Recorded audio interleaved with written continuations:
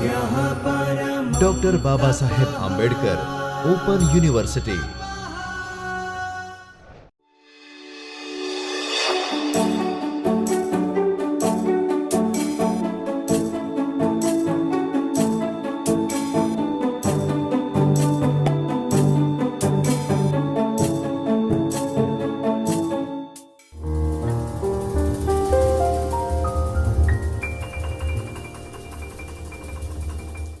નમસ્કાર, હું Divya Darji, assistant professor department of library and information science, doctor Baba Saheb Ambedkar open university, Ahmedabad.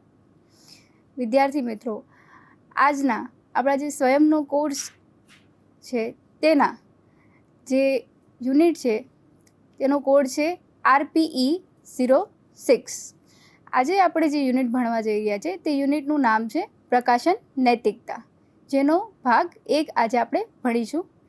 Publication ethics એટલે શું અને તેમાં કઈ કઈ વાતોનો સમાવેશ કરવામાં આવે છે તેના વિશે આપણે માહિતી મેળવીશું.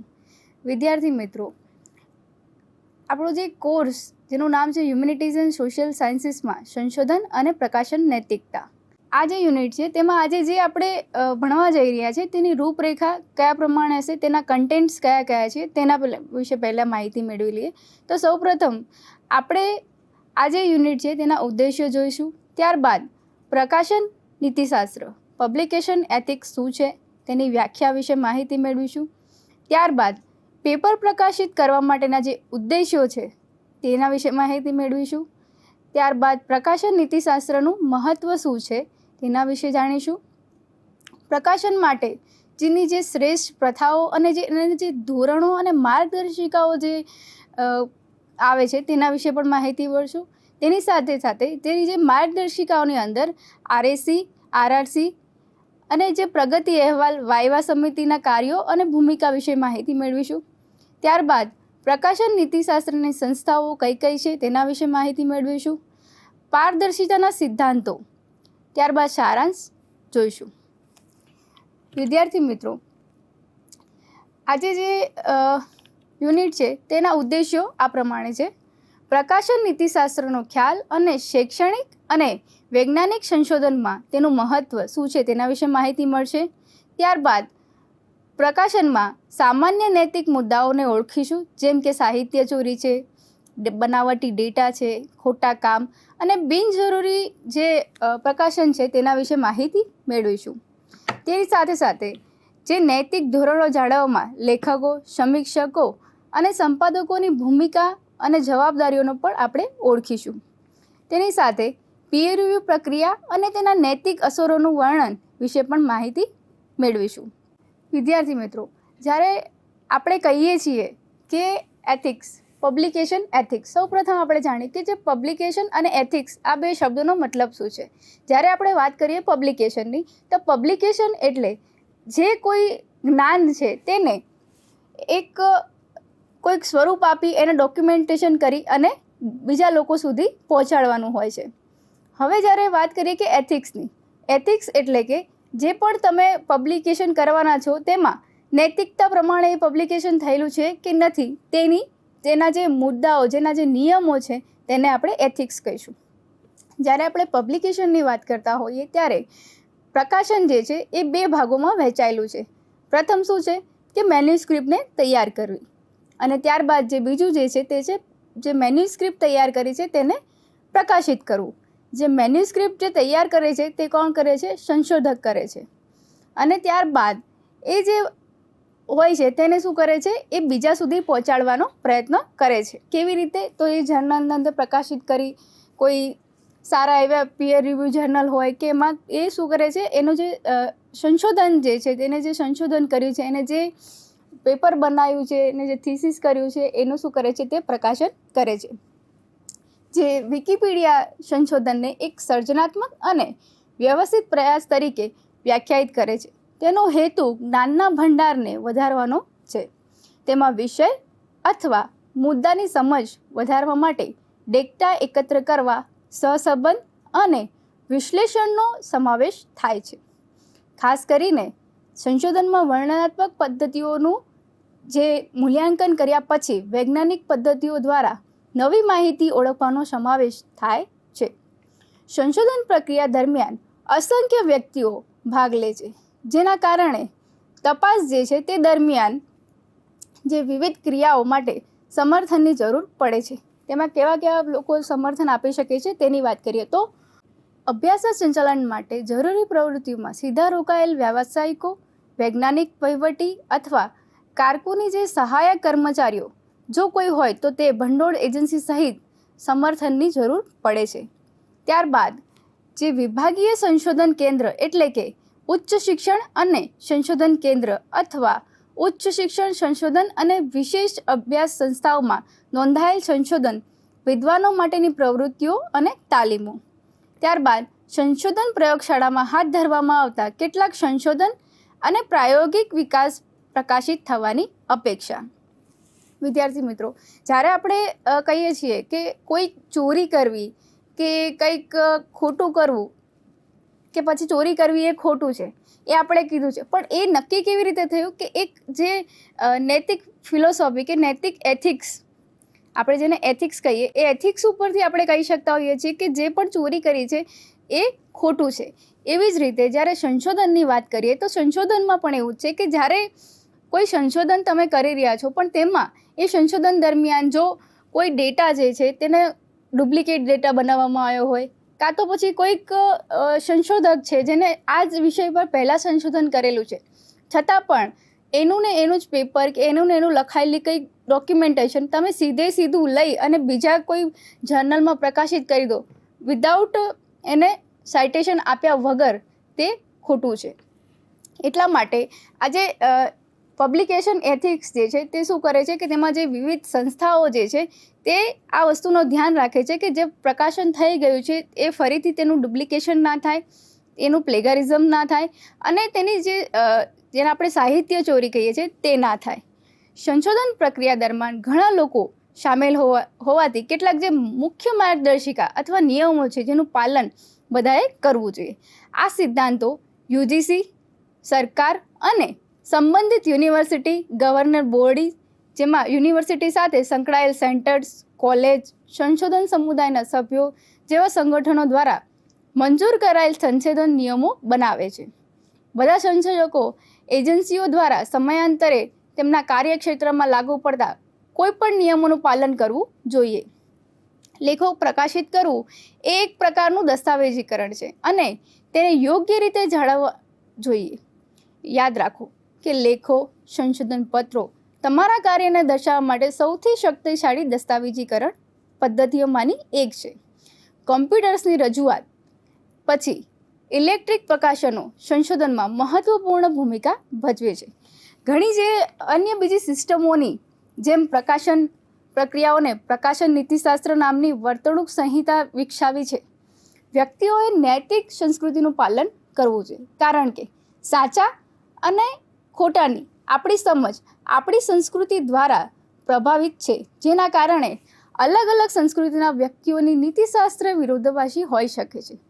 પ્રકાશન નીતિશાસ્ત્ર એ સંશોધન ડિઝાઇનની પ્રથમ પગલાંની વાચક દ્વારા વાંચવામાં આવતી માહિતી સુધીનો એક સાતત્ય છે અને આમ પ્રકાશનના હેતુ માટે પ્રકાશનને વૈજ્ઞાનિક હસ્તપ્રત લખવા અને સબમિટ કરવામાં લેખકના નૈતિક જે વર્તનોનો સમાવેશ થાય છે, પરંતુ આ પ્રક્રિયામાં સંદર્ભો, સંપાદકો, પ્રકાશકો અને વાચકની મુખ્ય ભૂમિકા પણ સામેલ હોવી જોઈએ.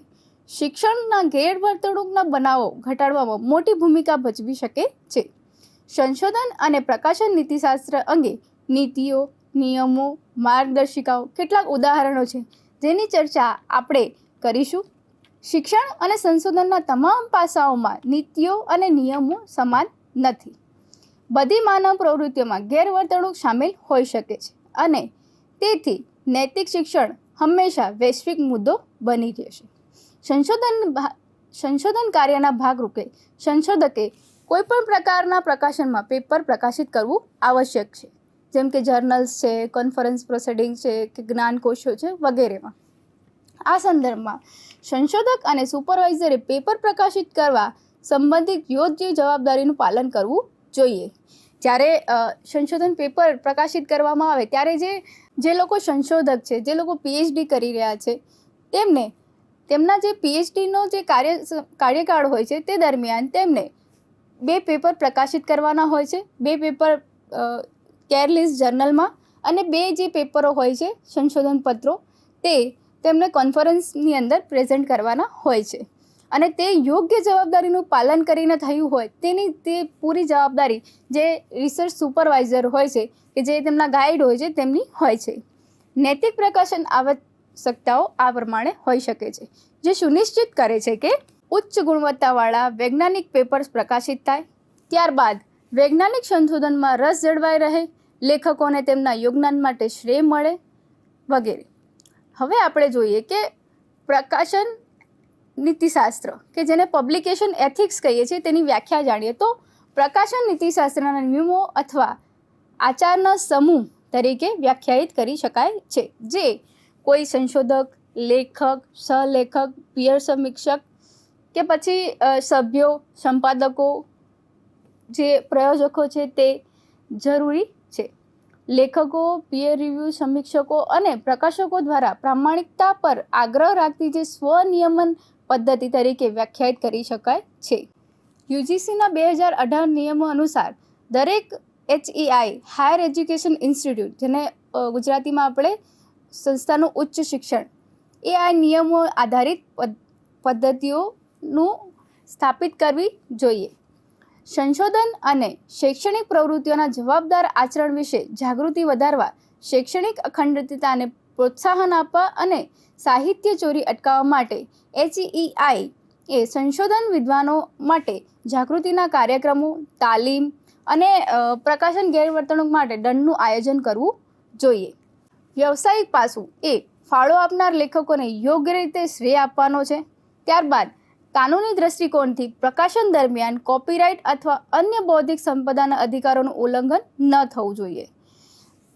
આપણે જ્યારે કહેતા હોઈએ કે બૌદ્ધિક સંપદાઓનું ઉલ્લંઘન ન થવું જોઈએ, કે જે કોપીરાઇટ જે છે કે જર્નલ્સ છે કે તેમાંથી સીધું કોપી કરીને આપણે જે બીજાનું કાર્ય કરેલું છે તેને સીધું જ્યારે આપણે આપણા નામ સાથે જોડી અને એને પબ્લિશ કરી દેતા હોઈએ છીએ તે નૈતિકતાનું ઉલ્લંઘન કહી શકાય. હવે આપણે જોઈએ કે પેપર પ્રકાશિત કરવા માટેના ઉદ્દેશ્યો કયા કયા છે. જ્યારે એક રિસર્ચર કોઈ પેપર પબ્લિશ કરે છે તેનાથી તેને શું ફાયદો થાય છે અને એ પેપર પ્રકાશિત કરવાના ઉદ્દેશ્યો કયા કયા હોઈ શકે છે તેના વિશે આપણે માહિતી મેળવીશું. ઓબ્જેક્ટિવ્સ ઓફ પબ્લિશિંગ પેપર્સ, કે જ્યારે કોઈ રિસર્ચર પેપર લખે છે ત્યારે શું એવો પ્રશ્ન થાય છે કે જર્નલમાં પેપર કેમ પ્રકાશિત કરવું? તમને પણ થતો હશે કે સંશોધન પેપર લખવું અને પ્રકાશિત કરવું એ ખાસ કરીને સંશોધન કરતી વખતે એક મહત્વપૂર્ણ કાર્ય છે. જર્નલમાં પેપર પ્રકાશિત કરવા કેટલાક ઉદ્દેશ્યો છે તે આ પ્રમાણે છે, એને આપણે જોઈશું.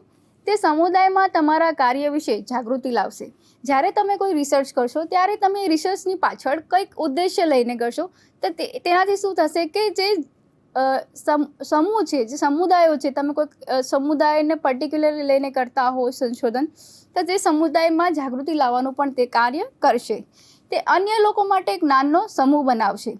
જ્યારે કોઈ વ્યક્તિ બીજો વ્યક્તિ આ જ કાર્ય પર આ જ જે વિષય છે, જ્યારે કોઈ વ્યક્તિ તમારા કરેલા વિષય પર એને બીજું કઈ રીતે સંશોધન કરવાની ઈચ્છા હશે તો તે શું કરશે કે તમારું જે કાર્ય જે છે તેને રિફર કરશે અને તેના પરથી જે બીજું જે એને કાર્ય કરવાનું છે તેની એને જ્ઞાન મળશે. તમારા કાર્યનું જે પ્રકાશન બીજા કોઈને તમારા કાર્યને આગળ વધારવામાં પણ મદદ કરશે. વધુ અને વિવિધ જે અવરોધોને કારણે તમે જે પરિણામ મેળવી શક્યા હતા તેને સુધારવામાં પણ મદદરૂપ બનશે. તે તમને તમારા કાર્ય અંગે પ્રશાસન પત્રોના રૂપમાં સ્વીકૃતિ આપશે.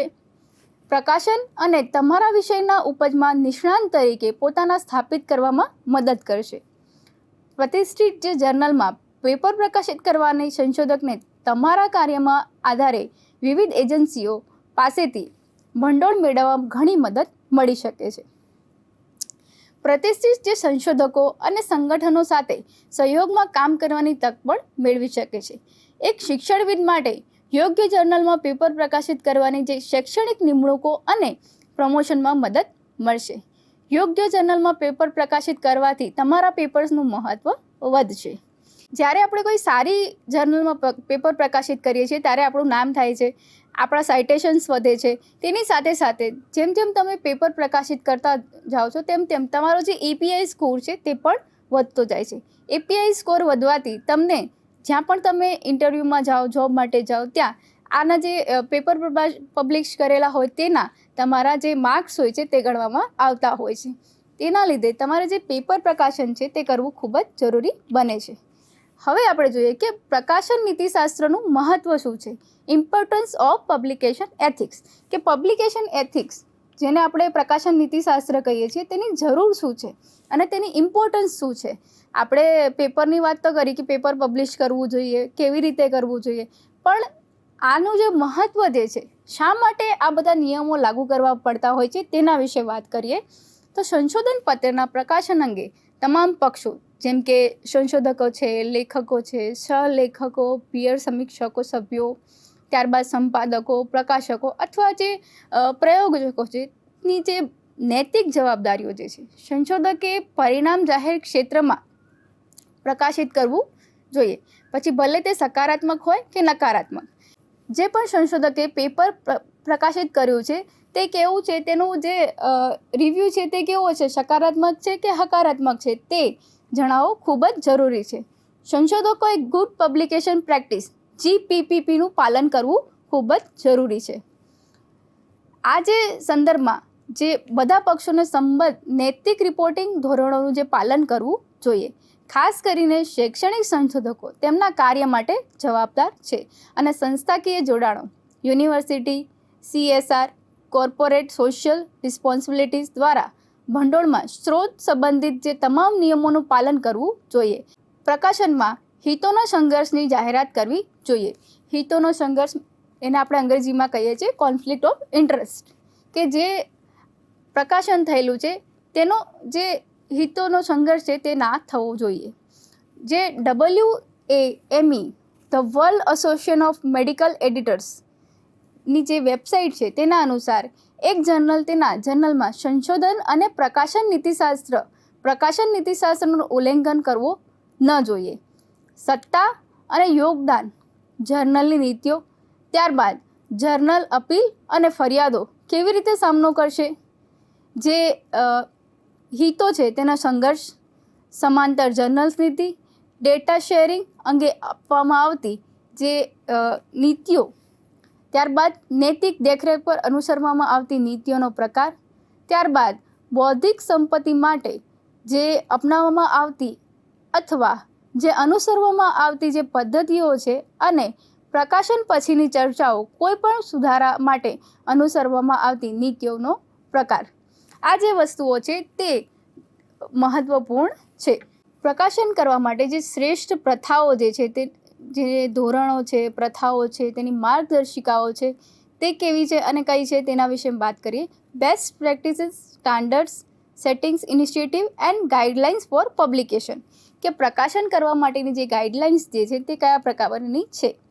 પ્રકાશન સંબંધિત પ્રકાશન માર્ગદર્શિકા માળખું તમામ પક્ષો, સંશોધકથી લઈને પીયર રિવ્યુ સમીક્ષક સભ્યો, સંપાદકો, પ્રકાશકો અને જે પ્રયોગોજકો છે તેને વૈજ્ઞાનિક પેપર પ્રકાશિત કરવાની ઉદ્ભવતા નૈતિક મુદ્દાઓનો સામનો કરવાની મદદ કરશે. વિવિધ સંસ્થાઓ જે આ મુદ્દાને વિગતવાર સંબોધન કરે છે જેથી લેખક પીયર સમીક્ષા અને સંપાદકીય પ્રક્રિયા પર વિશ્વાસ કરી શકે છે.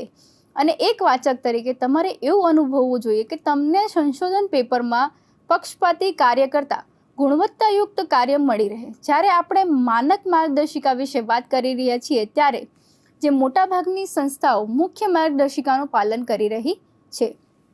આ જે માર્ગદર્શિકાઓ છે તે આ પ્રમાણે છે કે યોગદાન આપવું અને સારી પ્રકાશન પ્રથા સુનિશ્ચિત કરવી. યોગદાન આપવું કે રિસર્ચ કરવું, પણ કેવી રીતે કે સારી પ્રકાશન પ્રથા સુનિશ્ચિત કરવી. જે એના એથિક્સ જે છે, જે નીતિશાસ્ત્ર આપણે કહીએ છીએ તે પ્રમાણે આપણે જે પ્રકાશન છે એ પ્રમાણે કરવું જોઈએ. કે સારી એવી જર્નલ, પીયર રિવ્યુ જર્નલ હોય એ પ્રમાણે એમાં જ આપણે આપણા જે સંશોધન પત્રો છે તે આપવા જોઈએ. શૈક્ષણિક પ્રકાશનો માટે પારદર્શિતા ધોરણો અને શ્રેષ્ઠ પ્રથાઓ ઓળખવામાં સહાય કરો. ત્યારબાદ સ્પષ્ટ કરો કે આ મૂલ્યો સભ્યપદ યોગ્યતા નક્કી કરવા માટેનો પાયો છે. અમુક જે સંસ્થાઓ પાસે અરજીઓની સમીક્ષા કરવા માટે વધારાના ધોરણોનો પોતાનો સમૂહ છે. ત્યારબાદ સંસ્થાઓ એવા પ્રકાશકો અથવા પ્રકાશનોની સૂચિ જાહેર કરશે નહીં જે માપદંડો અને શ્રેષ્ઠ પ્રથા આવશ્યકતાઓને પૂર્ણ કરવામાં નિષ્ફળ ગયા છે. જે સંસ્થાઓ જે છે તે જે જર્નલ્સ કે એવા જે પણ બીજા પબ્લિશરો છે તે એથિક્સનું જે વ્યવસ્થિત રીતે પાલન ના કરતા હોય તેવી જે જર્નલ્સ છે તેને એ લોકો સપોર્ટ કરશે નહીં. હવે આપણે જોઈએ કે યુજીસી માર્ગદર્શિકા મુજબ સંશોધકે કેર લિસ્ટ જર્નલમાં પ્રકાશિત પેપર કેવી રીતે કરવું જોઈએ. સંશોધકે કેર લિસ્ટ જર્નલમાં એક પેપર પ્રકાશિત કરવું આવશ્યક છે. આ જર્નલ કાં તો કેર લિસ્ટ 1 અથવા કેર લિસ્ટ 2 પ્રકારના જર્નલ્સ છે. હવે આપણે જોઈએ કે કેર લિસ્ટ 1 અને કેર લિસ્ટ 2 એમાં કયા પ્રકારે જે જર્નલ જે છે તે આપવામાં આવી છે. તો જે કેર લિસ્ટ 1 જે છે તેમાં જર્નલ જે યુજીસી કેર પ્રોટોકોલ્સ દ્વારા લાયકાત ધરાવતા હોવા જોઈએ. જ્યારે કેર લિસ્ટ 1ની વાત કરી ત્યારે જે યુજીસી છે યુનિવર્સિટી ગ્રાન્ટ કમિશન તેના દ્વારા સુનિશ્ચિત કરવામાં આવેલી કે તેના દ્વારા પસંદ કરવામાં આવેલી જર્નલ્સમાં આપણે પેપર પ્રકાશિત કરવું જોઈએ. ત્યારબાદ કેર લિસ્ટ 2 જે છે તેમાં સમાવેશ થાય છે સ્કોપસ, વેબ ઓફ સાયન્સ વગેરે જેવા વૈશ્વિક સ્તરે માન્યતા પ્રાપ્ત જે ડેટાબેઝમાં અનુક્રમિક જર્નલ્સ યુજીસી માર્ગદર્શિકા અથવા જેને તમે નિયમો કહી શકો છો તે ઉપરાંત દરેક યુનિવર્સિટી પાસે પોતાની સમિતિઓ હોય છે. દરેક યુનિવર્સિટીઝ પાસે પોતાની જે સંશોધન હોય છે તેની સમિતિ હોય છે. તે સમિતિ દ્વારા સુનિશ્ચિત કરવામાં આવે છે કે જે સંશોધક છે તેના દ્વારા જે કાર્ય જે છે તે વ્યવસ્થિત રીતે કરવામાં આવ્યું છે કે નથી. તે જે સમિતિઓ છે તે કઈ કઈ છે તેના વિશે માહિતી મેળવીએ તો સૌ પ્રથમ છે REC રિસર્ચ એથિક્સ કમિટી. ત્યારબાદ છે RRC રિસર્ચ રિવ્યૂ કમિટી ઓર એને આપણે DRC પણ કહી શકીએ ડોક્ટરલ રિસર્ચ કમિટી. અને જે ત્યારબાદ જે છે તે છે PRC progressive report viva committee. આ જે કમિટીઓ જે છે તેનું કાર્ય શું છે તો આ જે કમિટીઓ જે છે તપાસ કરે છે કે સંશોધક વિવિધ જે એજન્સીઓ દ્વારા નિર્ધારિત માનક નિર્દેશિકાઓનું પાલન કરી રહ્યો છે કે નથી.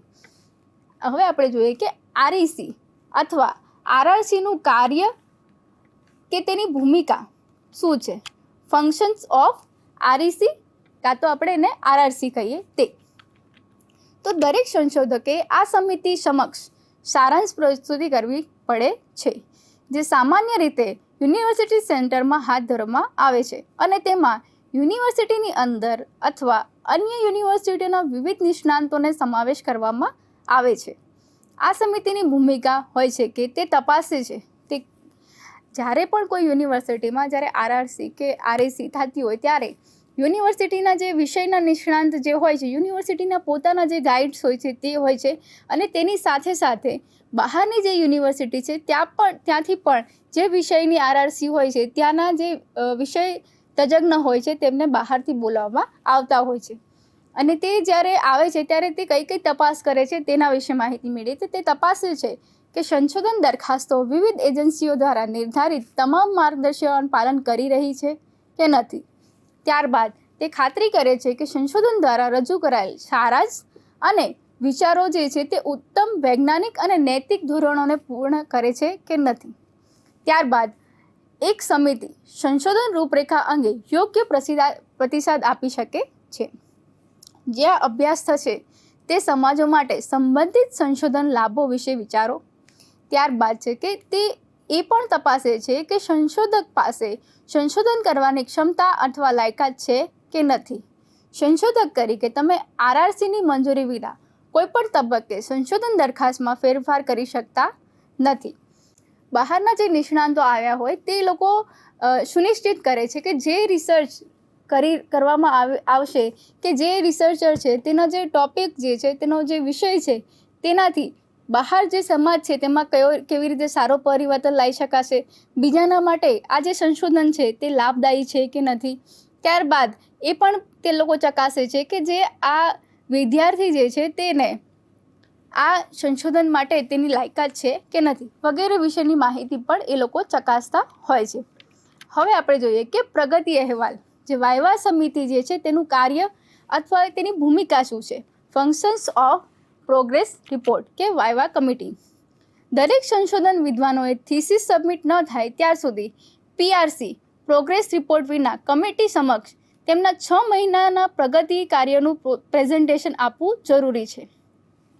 જ્યારે આપણે RRC કે DRSCની વાત કરી ત્યારે સંશોધનમાં શું થાય છે કે સંશોધક પોતાની એક પ્રપોઝલ લઈને જાય છે અને ત્યાં શું કરે છે તેને સબમિટ કરે છે. અને જ્યારે આપણે વાત કરીએ કે પ્રોગ્રેસિવ રિપોર્ટ કે દર 6 મહિને જે વિદ્યાર્થી જે છે સંશોધન કરતા છે તે પોતાની યુનિવર્સિટી ખાતે પોતાના 6 મહિનાનો જે રિપોર્ટ હોય છે તેનું પ્રેઝન્ટેશન આપે છે. અને તે દરમિયાન જે સમિતિ બેસે છે તે સમિતિ ખાતરી કરે છે કે કાર્ય નૈતિક છે અને માનક માર્ગદર્શિકાઓનું પાલન કરે છે. આ રીતે પ્રવૃત્તિઓ તપાસે છે કે જેમાં આજે જે વાયવા સમિતિ બેસે છે તે દરમિયાન કયા કયા જે મુદ્દાઓ છે કઈ કઈ પ્રવૃત્તિઓ છે તેનો તપાસ કરવામાં આવે છે. તે આ પ્રમાણે છે કે 6 મહિના દરમિયાન હાથ ધરવામાં આવેલ સંશોધન કાર્ય સંતોષકારક છે કે નથી. ત્યારબાદ સંશોધક દ્વારા અનુસરવામાં આવેલ પદ્ધતિ કાર્યોનો પ્રકાર કેવો છે તેના વિશે પણ એ લોકો તપાસે છે. ત્યારબાદ તે સંશોધક દ્વારા કરવામાં આવેલ પ્રકાશનોને તપાસ કરે છે. આગામી 6 મહિના માટે બનાવેલ એક પ્રકારની પ્રગતિ અહેવાલ યોજના. આજે આપણે વાત કરી તે પ્રગતિ અહેવાલ કે જે વાયવા કમિટી જે છે તે કઈ કઈ વસ્તુઓની તપાસ કરે છે કે જે 6 મહિના દરમિયાન જે રિસર્ચર જે છે તે કેવી રીતે પોતાનું કાર્ય આગળ વધારશે અને જે ગયા 6 મહિના હતા તેમાં તે કયા કયા કાર્યો એમને પૂર્ણ કર્યા છે તેના વિશેની માહિતી તે લોકો તપાસે છે. હવે આપણે જોઈએ કે પ્રકાશન નીતિશાસ્ત્ર માટેની જે સંસ્થાઓ જે છે આ જે સંસ્થાઓ જે છે તે સુનિશ્ચિત કરે છે કે જે પણ કંઈ પ્રકાશન થઈ રહ્યું છે તેમાં કોઈ પ્લેગારિઝમ નથી, તેમાં કોઈ ફેબ્રિકેશન ફેલિફિકેશન કે એનો સમાવેશ થયો નથી વગેરે વસ્તુઓનો પણ તે ખૂબ ધ્યાન રાખે છે. જેમાં જે સૌપ્રથમ જે છે તે છે copy committee on publication ethics. ત્યારબાદ બીજું જે છે તે છે DOAJ જેને આપણે કહીશું directory of open access journals. ત્યારબાદ ત્રીજું જે છે તે છે કોન્સર્ટ એને આપણે consolidated standard of reporting trials. ત્યારબાદ છે GPP ગુડ પબ્લિકેશન પ્રેક્ટિસ. ત્યારબાદ છે WAME જે છે world association of medical editors. ત્યારબાદ છે ICMJE international committee of medical journal ethics. ત્યારબાદ છે OASPA ઓપન એક્સેસ સ્કોલરલી પબ્લિશર્સ એસોસિએશન. વિદ્યાર્થી મિત્રો આ જે એસોસિએશન જે છે તે નિયમો અને જે પબ્લિકેશન જે છે તેના પર નિયંત્રણ રાખે છે. હવે આપણે જોઈએ કે પારદર્શિતાના સિદ્ધાંતો પ્રિન્સિપલ્સ ઓફ ટ્રાન્સપરન્સી. હવે જે પ્રિન્સિપલ્સ ઓફ ટ્રાન્સપરન્સી જે છે તે કયા કયા છે અને તેમાં કઈ કઈ બાબતોનો સમાવેશ થાય છે તેના વિશે વાત કરીએ તો સૌપ્રથમ આપણે જોઈએ કે જર્નલનું નામ નેમ ઓફ જર્નલ. હવે આપણે જોઈએ કે જે જર્નલનું નામ જે છે તે સ્પષ્ટ રીતે દર્શાવવું જોઈએ, એટલે કે ફક્ત સંક્ષિપ્ત સ્વરૂપ દર્શાવવું જોઈએ નહીં, કારણ કે તે અન્ય જર્નલ સાથે મૂંઝવણ તરફ દોરી શકે છે. તે બદલામાં સંશોધકો અને વાચકોને જર્નલ વિશે ગેરમાર્ગે દોરે છે. જે જર્નલનું જે નામ છે તે સ્પષ્ટ અને પૂરું હોવું જોઈએ, જેનાથી એનું જે મિસમેચ ના થાય કે કોઈ જર્નલનું નામ અધૂરું હોય અને કોઈ જર્નલનું નામ પૂરું હોય તો તેને મેચ કરવામાં ભૂલ પડી શકે છે, કાં તો તેને આઈડેન્ટિફાય કરવામાં પણ ભૂલ પડી શકતી હોય છે. તેના માટે જે જર્નલનું નામ જે હોય છે તે સ્પષ્ટ હોવું ખૂબ જ જરૂરી છે. ત્યારબાદ આપણે જોઈએ કે વેબસાઇટ્સ. દરેક જર્નલના જે પ્રકાશન જર્નલ છે તેના ધ્યેય કાર્યક્ષેત્ર ઉદ્દેશો જાળવી રાખવા જોઈએ અને ખાતરી કરવી જોઈએ કે ઉચ્ચ નૈતિક અને તકનીકી જે ધોરણો છે એટલે કે તેની જે વેબસાઇટ પર તેના ISSNનું પાલન કરવામાં આવે છે, તેની જે વેબસાઇટ પર મૂકવામાં આવેલી બધી માહિતી હોવી જોઈએ અને સંશોધક કે વાચકને ગેરમાર્ગે દોરવી જોઈએ નહીં. તેમાં પ્રકાશન માટેના માપદંડોનો ઉલ્લેખ કરવો જોઈએ, લેખકત્વ કોણ જાળવી રાખશે, સ્વીકાર્ય જે સાહિત્ય ચોરી વગેરેનો સમાવેશ થાય છે અને સમયાંતરે અપડેટ કરવામાં આવવું જોઈએ. જ્યારે આપણે વાત કરીએ કે જે પણ જર્નલ જે છે કે તેની જે વેબસાઇટ જે છે તે હંમેશા કેવી હોવી જોઈએ, અપડેટ હોવી જોઈએ. તેના જે ઉદ્દેશો કયા કયા છે તે પણ જે વેબસાઇટ જે છે જર્નલની એના પર સ્પષ્ટ રીતે દર્શાવવામાં આવેલા હોવા જોઈએ. તે જે જર્નલ છે તેના કમિટીઝ મેમ્બર્સની જે સભ્યોની જે લિસ્ટ હોય છે તે પણ વેબસાઇટ પર અવેલેબલ હોવી ખૂબ જ જરૂરી છે. હવે આપણે જોઈએ કે માલિકી અને સંચાલન, ઓનરશિપ એન્ડ મેનેજમેન્ટ. પ્રકાશન વિશેની માહિતી અને સંપર્ક વિગતો સાથે સરનામું વેબસાઇટ પર ઉલ્લેખિત હોવું જોઈએ. જે પણ સંસ્થા જે છે તેનું જે સરનામું છે તે સ્પષ્ટપણે ઉલ્લેખ થવો જોઈએ. ત્યારબાદ છે પીયર સમીક્ષા પ્રક્રિયા, જેને આપણે પીયર રિવ્યૂ પ્રોસેસ કહીએ છીએ. જર્નલની સામગ્રીમાં પીયર રિવ્યૂ પ્રક્રિયાનો ઉલ્લેખ હોવો જોઈએ. જેમ કે જર્નલ કયા પ્રકારની પીયર રિવ્યૂ છે, પીયર રિવ્યૂ અંગે જર્નલ દ્વારા અનુસરવામાં આવતી સ્પષ્ટ નીતિ અને પ્રક્રિયાનો ઉલ્લેખ હોવો જોઈએ. જર્નલે સમીક્ષક વતી પેપરના સ્વીકૃતિ અને પ્રકાશન અંગે કોઈ ગેરંટી આપવી જોઈએ નહીં. જ્યારે પ્રકાશનની વાત કરતા હોઈએ ત્યારે જે જર્નલના જે પ્રકાશકો હોય છે તેના દ્વારા કોઈ પણ જાતની ગેરંટી, જે સંશોધક છે કે જે પેપર સબમિટ કરી રહ્યું છે તેને એવી કોઈ પણ જાતની ગેરંટી આપવામાં ના આવે કે તમારું પેપર પબ્લિશ થશે જ કે તમારું પેપર પબ્લિશ નહીં થાય વગેરે. ત્યારબાદ જે છે તે શાસક મંડળ અને સંપાદકીય team, governing body, editorial team. Website ઉપર સંપાદક બોર્ડના સભ્ય વિશેની માહિતી અને પ્રકાશન સમિતિ વિશેની માહિતી રાખવી આવશ્યક છે. હવે આપણે જોઈએ કે કોપીરાઇટ અને લાઇસન્સિંગ. વેબસાઇટ ઉપર પેપરની માલિકી અંગે સ્પષ્ટપણે ઉલ્લેખ કરવો જોઈએ કે કોપીરાઇટ લેખક કે પ્રકાશન પાસે રહેશે કે નહીં. જે પેપર પબ્લિશ કરી રહ્યા છે તેનો કોપીરાઇટ કોની પાસે રહેશે, જે પ્રકાશક છે તેની પાસે રહેશે કે જે લેખક છે તેની પાસે રહેશે, તે પણ સ્પષ્ટ કરવું ખૂબ જ જરૂરી છે. ત્યારબાદ ફી માટે પ્રકાશન, પબ્લિકેશન ફોર ફીસ. હસ્તપ્રત સબમિટ કરતા પહેલાં અથવા પેપર સ્વીકાર કર્યા પછી કોઈ પણ પ્રકાશન ફીનો ઉલ્લેખ કરવો જોઈએ. જ્યારે પ્રકાશન કરવામાં આવે ત્યારે કયા પ્રકારની ફીસ એમાં હોય છે તે પણ સ્પષ્ટપણે જાણકારી આપવી જોઈએ. ત્યારબાદ છે કે પ્રકાશન ગેરવર્તણૂક અંગેની નીતિ, પોલિસિંગ રિગાર્ડિંગ પબ્લિકેશન મિસકન્ડક્ટ. પ્રકાશન માટે યોગ્ય માર્ગદર્શિકા, કોપે જે સંસ્થા છે તેનો ઉલ્લેખ કરવો આવશ્યક છે, જેથી કોઈના પણ હિતોનું સંઘર્ષ ન થાય. એને આપણે અંગ્રેજીમાં કોન્ફ્લિક્ટ ઓફ ઇન્ટરેસ્ટ કહીએ છીએ.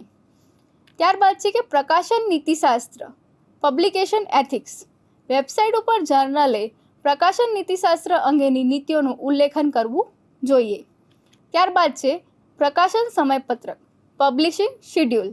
વેબસાઇટ પર જ્યારે પ્રકાશિત કરવાનું શરૂ કરે ત્યારે તેનો ઉલ્લેખ કરવું જોઈએ. જે તે સમયે જ્યારે પ્રકાશન તેનું થતું હોય કે કેટલા સમયગાળા દરમિયાન તેનું પ્રકાશન થતું હોય છે, કે કયા મહિનામાં જે પેપરો જે છે તે પબ્લિશ થશે અને કયા મહિના સુધી તે લોકો પેપર એક્સેપ્ટ કરશે તેની પણ જાણકારી વેબસાઇટ પર મૂકતું રહેવું જોઈએ. ત્યારબાદ છે પ્રવેશની નીતિ, અ પોલિસી ઓફ એક્સેસ. વાચકો લેખકો કેવી રીતે એક્સેસ કરી શકે, એટલે કે જો કોઈ સબસ્ક્રિપ્શન હોય કે મફત હોય તો આ અંગે સ્પષ્ટ નીતિનો ઉલ્લેખ કરવો જોઈએ. ત્યારબાદ છે આર્કાઇવિંગ. જૂના લેખકોની સામગ્રી કેવી રીતે એક્સેસ કરી શકાય, વેબસાઇટ પર આ અંગેની જે માર્ગદર્શિકાનો ઉલ્લેખ કરવો આવશ્યક છે. વિદ્યાર્થી મિત્રો, આ જે હતા તે પારદર્શિતાના સિદ્ધાંતો હતા કે જેમાં આપણે જોયું કે જે જર્નલ હોય છે તેનું નામ સ્પષ્ટ હોવું જોઈએ, તેમની જે વેબસાઇટ હોય છે તે પણ અપડેટેડ રહેવી હોવી જોઈએ. કેમ કે જે વેબસાઇટ છે તેના પર હંમેશા સમય ટુ સમય જે કાર્યકાળ હોય છે કે ક્યાર સુધી તમે પેપર સબમિટ કરી શકો છો અને ક્યારે જે જર્નલ છે તે તમારું પેપર પબ્લિશ કરશે તેની પણ સ્પષ્ટ જે માહિતી હોય છે તે વેબસાઇટ પર હોવી ખૂબ જ જરૂરી છે. તેની સાથે સાથે જે પબ્લિકેશન થઈ રહ્યું છે તે બીજા લોકો કેવી રીતે એક્સેસ કરશે તેની પણ સ્પષ્ટતા કરવી જરૂરી છે. વિદ્યાર્થી મિત્રો, આજે આપણે જ્યારે આ એકમ જોયો ત્યારે આ એકમમાં સંશોધન અને જે પ્રકાશન પ્રક્રિયામાં નૈતિકતા અને તેના મહત્ત્વ પર વ્યાપક રીતે આપણે ચર્ચા કરી. પ્રકાશન નીતિશાસ્ત્ર એ સંશોધનના દરેક તબક્કે પ્રામાણિકતા, પારદર્શિતા અને જવાબદારી જાળવવા માટે જરૂરી છે.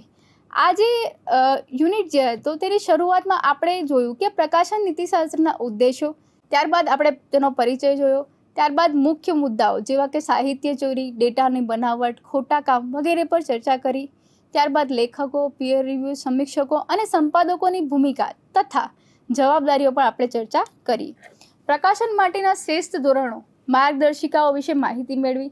RAC, RRC, PRC વિશે પણ માહિતી આપણે મેળવી. તેની સાથે સાથે આપણે જે વિવિધ આંતરરાષ્ટ્રીય સંસ્થાઓ કોપે છે, DOA છે, તેવી આંતરરાષ્ટ્રીય સંસ્થાઓ દ્વારા કરાયેલ નૈતિક ધોરણો વિશે જાણકારી મેળવી. અંતે આપણે પારદર્શિતાના જે 12 મહત્વના સિદ્ધાંતોનું વર્ણન કરી યોગ્ય અને નૈતિક પ્રકાશન કેવી રીતે સુનિશ્ચિત કરી શકાય તેના વિશેની સ્પષ્ટતા આપણે કરી. વિદ્યાર્થી મિત્રો, જ્યારે આપણે શરૂઆતમાં વાત કરી પબ્લિકેશન એથિક્સ શું છે અને પબ્લિકેશન એથિક્સ માટે જે નૈતિક જે ધોરણો હોય છે તે કઈ સંસ્થાઓ દ્વારા આપવામાં આવે છે તેના વિશે પણ આપણે માહિતી મેળવી. વિદ્યાર્થી મિત્રો, આ જે હતું તે પબ્લિકેશન એથિક્સનો પાર્ટ 1 હતો. આ યુનિટનો નેક્સ્ટ પાર્ટ આપણે આવતા લેક્ચરમાં જોઈશું. ત્યાં સુધી આભાર. स्वाध्यायः